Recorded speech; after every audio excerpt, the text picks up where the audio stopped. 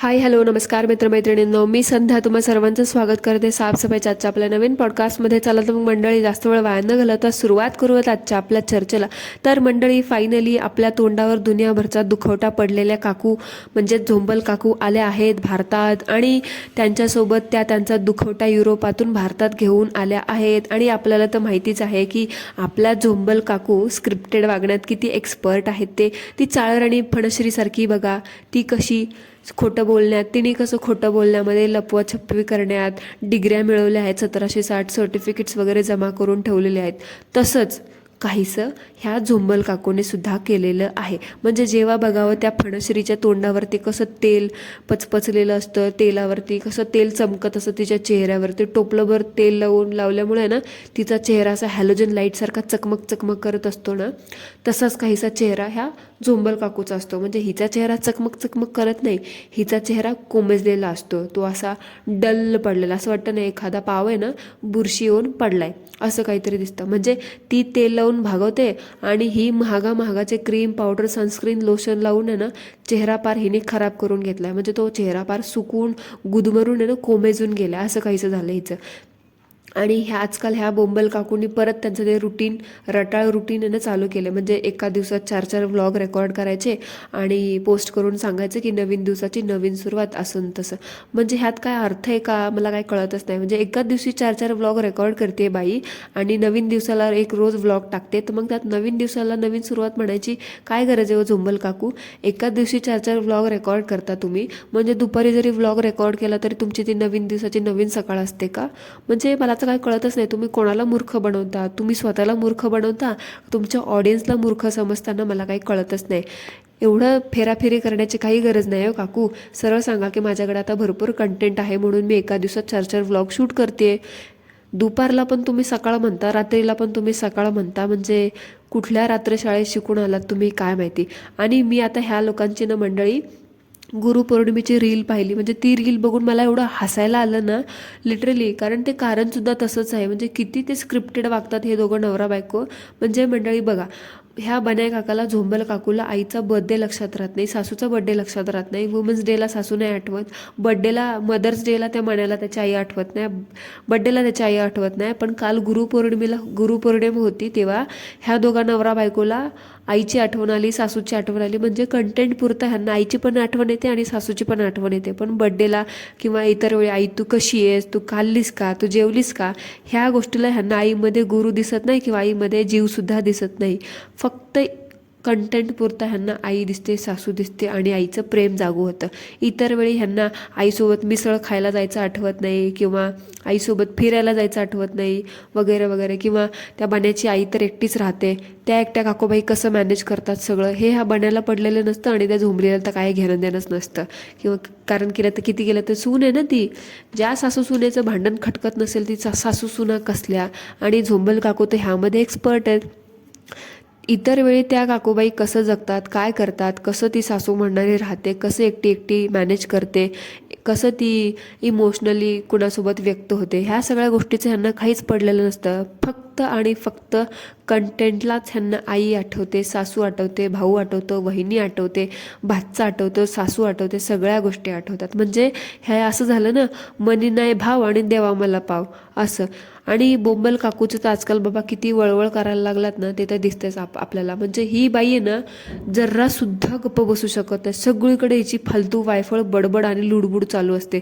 आता माहेरी गेलं की मुली कसं आराम करतात, भावाशी, वहिनीशी, आईशी गप्पा मारतात, मैत्रिणीला भेटतात. पण ह्या काकू तिथे जाऊन सुद्धा बिंडोक अक्कल पाजळत सगळीकडे लुडबुड करत होत्या. म्हणजे किचनमध्ये ही बाई एवढी फास्ट बोलत होती, सगळं काही हीच बोलत होती. एवढ्या स्पीडमध्ये हिचं सगळं काही चालू होतं ना, ते बघून त्या झोंबलची आई तिला ना काही सुचतच नव्हतं. म्हणजे ही करते बडबड आणि तिची आई तिकडे एकटीच गप्प उभी होती. म्हणजे श्रीखंड डबा घेते हातामध्ये, बोलणं होत नाही तोपर्यंत श्रीखंडाचा डबा ठेवला खाली, इकडं भात बनवलाय, भात दाखवते नाही तोपर्यंत लगेच फिरवला गॅसवरती कॅमेरा. म्हणजे किती ती गडबड. ह्या काकूबाईला कसली घाई असते काय माहिती. बहुतेक आता कसं मध्ये मध्ये ती कॅलिफोर्नियावाली सगळंच हिचं कॉपी करते, मग ही पण म्हणत असेल फक्त तीच का माझी कॉपी करणार, मी पण तिचं कॉपी करणार. ती जसं सगळीकडे पागलसारखी पळत सुटते ना, तसं ही सुद्धा सगळीकडे पळत सुटते. असं काहीतरी चालू असतं ह्या दोघींचं, तू माझी कॉपी कर, मी तुझी कॉपी करते.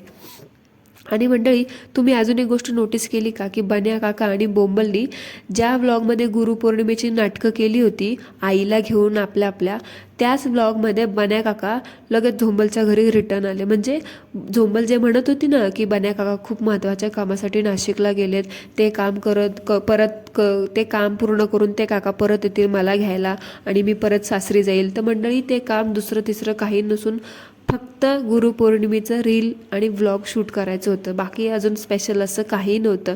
म्हणजे फक्त एका रीलसाठी, एका 20 मिनिटाच्या व्लॉगसाठी हा बन्या काका एवढा पाऊण तासाचा प्रवास करून तिकिटाचे पैसे घालून नाशिकला गेला आईकडे आणि रील शूट करून परत बायकोकडे परत आला. म्हणजे आता मंडळी, तुम्हीच सांगा ह्याच्याबद्दल काय बोलायचं.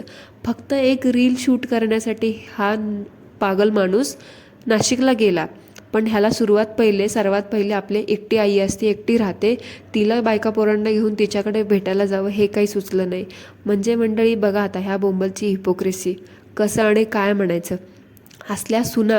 असल्या मुली ज्या ज्या घरात असतील ना तिथं सगळं वाटोळं होतं. ह्यांच्यामुळे तर सासू लोक सुना लोक सासू सुनेचं नातं बदनाम झालं आहे.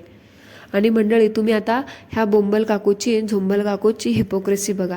म्हणजे मागच्या वेळी तर आली होती महिन्याभरासाठी भारतामध्ये, तेव्हा तर ह्या बाईने ना हिचा भाऊ दाखवला होता, ना वहिनी दाखवली होती, ना भाचा दाखवला होता. लग्न लावलं होतं पार थाटामाटा, तेव्हा तर खूप नाटकं करत डायलॉग मारले होते की ही आमची सून नाही, आम्ही हिला लेकीसारखं सांभाळू, तुम्ही सुद्धा सुनेला सुनेसारखं नाही मुलीसारखं सांभाळा, मग सगळ्या घरात सासू सुनेचं नातं ठीक राहील वगैरे वगैरे असे खूप मोठं लेक्चर दिलं होतं. पण स्वतः काय ते फॉलो करत नाही. स्वतः तर मात्र त्या सासूला विचारसुद्धा नाही आणि दुसऱ्यांना ज्ञान पाजळत बसते की सुनेला सुनेसारखं वागवू नका, लेकीसारखं वागवा. म्हणजे दुसऱ्यांना ज्ञान द्यायचं आणि आपण मात्र तिसरंच काहीतरी शेण खायचं, असं काहीचं ह्या बाईचे. ह्या काकूने मुद्दाम ह्यावेळेस हे दाखवण्यासाठी की बघा आमचं किती छान आहे, आम्ही किती छान सांभाळतो, आम्ही किती छान राहतो, आमचं नातं किती सगळं छान आहे, हे दाखवण्याचे मुद्दाम ह्यावेळेस वहिनीचा आणि भाच्याचा फोटो थंबनेलला लावून लोकांना प्रूफ करत बसली की बघा आम्ही किती गुण्यागोविंदाने छान राहून संसार करतो. म्हणजे काकू, मी तुम्हाला काय सांगते, दुनियाला क्लिअरिफिकेशन देण्यापेक्षा आणि दुसऱ्यांना गोष्टी प्रूफ करण्यापेक्षा ना स्वतः त्या गोष्टीचं क्लिअरिफिकेशन घ्या आणि स्वतः आपापल्या गोष्टी आपापसात मिटवायचा प्रयत्न करा. पण तुझ्यासारख्या ज्या म्हणतात ना माझीच लाल म्हणणाऱ्या बायका, ज्या स्वतःला खूप स्मार्ट समजतात, तिथे त्या घरात हे असंच होणार. सासू सुनेचं कधीच पटणार नाही. आणि तुझ्यासारख्या पोरी किती चोंबड्या असतात ना ते माहिती, त्यांना फक्त माहेरच पाहिजे असतं, सासर नको असतं. आणि सासू तर लांबच राहिली. हे बुबलीसारख्या लोकांमुळे होत असतं. असो, काय करायचं ते करू दे, आपल्याला काय करायचं आहे. तर मंडळी, आता बघा बोंबलच्या आईचा तुम्ही चेहरा नोटीस केला का ह्या दिवसामध्ये. जशी झोंबल काकू माहेरी गेली ना तसं त्या माऊलीचा चेहरा हावभाव बघून मला तर असं वाटतं ना त्या झोंबल काकू माहेरी गेल्याचा आनंद कमी आणि दुःख जास्त झाले तिच्या आईला. बिचारी जेव्हा बघावं त्या किचनमध्ये त्या खादाडे झोंबलीसाठी स्वयंपाकच बनवत असते.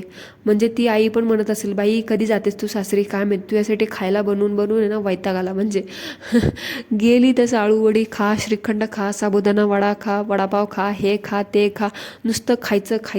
बाई कमी खा जरा. एक तर पावसाळ्याचे दिवस आहेत, काय लूज मोशन लागले ना तर वांदे व्हायचे, कंटेंटच मिळायचं नाही रेकॉर्ड करायचं तुम्हाला. त्याच्यामुळे जरा प्रमाणात खा, जरा बाई प्रमाणात खायचंच. अजून 2 महिनेच नाही ते खा, पण जरा प्रमाणात खा, नाही तर करून ठेवशील काहीतरी उद्योग वेड्यासारखं काहीतरी.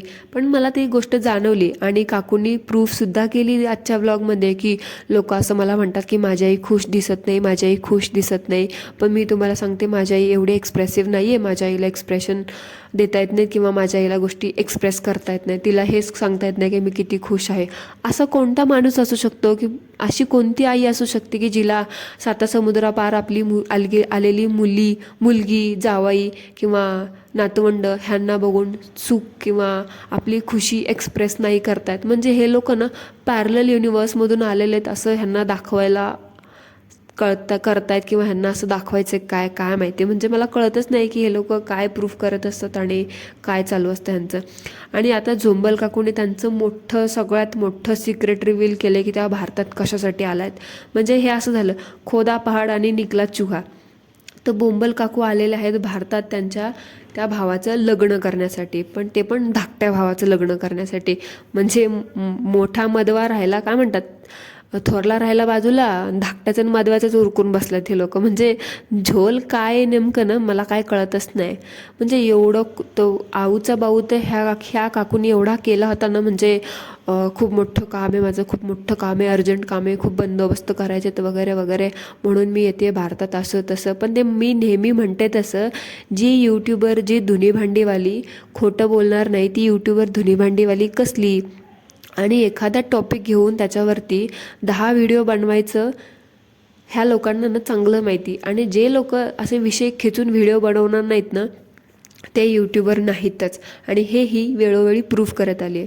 आणि आता मंडळी नेहमीप्रमाणे काकू त्यांच्या भारतात आल्यानंतरचं शेड्यूल फॉलो करत आहेत. म्हणजे आपली बघा टांजल टिंडे, ती कसं सकाळचं रुटीन दाखवते, संध्याकाळचं रुटीन दाखवते, तसं ह्या बोंबल काकूचं आहे ना, भारतात आलेल्याचं, माहेरी आलेल्याचं, सासरी गेलेल्याचं आहे ना रुटीन असतं. म्हणजे ह्या काकू आहे ना, भारतात आलं की सगळ्यात आधी माहेरी जातात, 1-2 दिवस राहून बन्या काका लगेच नाशिकला जातात, नाशिकहून परत इगतपुरीला परत येतात, बोंबलीला राहून 2 दिवस राहून त्या 2 पोरींना घेऊन परत नाशिकला जातात, तिथं जाऊन सगळा ड्रामा करतात आणि ते करून कुठलं तरी काम करण्यासाठी परत माहेरी जातात. म्हणजे ह्यांचं फक्त ना सासर माहेर, तळ्यात मळ्यात, इगतपुरी नाशिक असे 2च ठिकाणं ह्यांची चालू असतात. आणि सगळा कंटेंट ह्यांचा दरवर्षी सेमच असतं.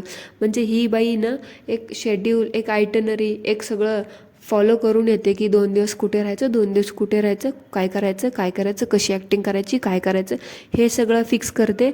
आणि सासूला गडवायची ॲक्टिंग चालू केली.